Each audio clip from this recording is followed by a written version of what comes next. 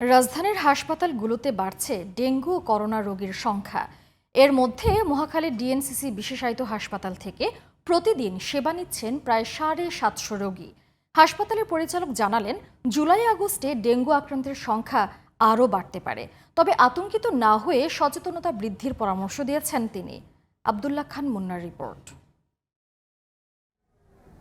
ঠান্ডা, জ্বর আর শরীর ব্যথা নিয়ে প্রতিদিন কয়েক হাজার রোগী ভিড় করছেন রাজধানীর হাসপাতালগুলোতে, যাদের অধিকাংশই করাচ্ছেন ডেঙ্গু ও করোনা টেস্ট।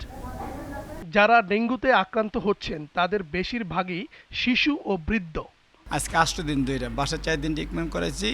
ট্রিটমেন্ট করার পরে পরীক্ষা করছি, 4 দিনের পরে যে ডেঙ্গু ধরার পরে ডাইরেক্ট এখানে নিয়ে এসে পড়ছি। মাথাটা প্রথম ঝিনঝিন করে ব্যথা করে, পরের দিন সকালবেলা থেকেই আবার মনে করেন যে পুরা শরীর ব্যথা। তো আমার ছেলে মেয়ে ওয়াইফ দুজনেই অসুস্থ, তো টেস্ট করাইছি, তো দুজনের পজিটিভ আসছে ডেঙ্গু।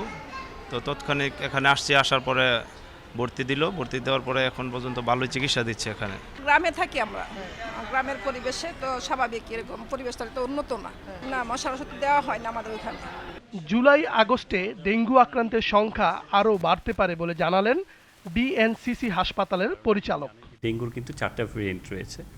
একটা হচ্ছে ডেন 1, ডেন 2, ডেন 3 অ্যান্ড ডেন 4।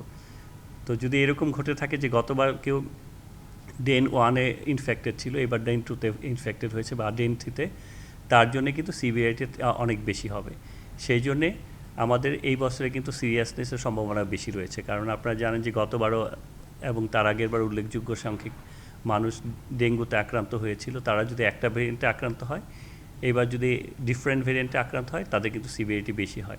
বেশিরভাগ রোগী সুস্থ হয়ে বাড়ি ফিরছেন, তাই ডেঙ্গু নিয়ে আতঙ্কিত না হওয়ার পরামর্শ তার। যেহেতু এটা ভাইরাল জনিত একটা ডিজিজ, এটা কিন্তু সেরকম স্পেসিফিক ট্রিটমেন্ট নেই।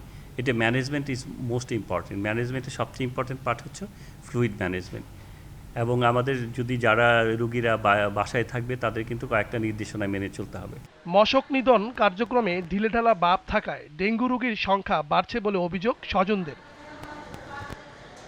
আব্দুল্লাহ খান মুন্না, জিটিভি নিউজ, ঢাকা।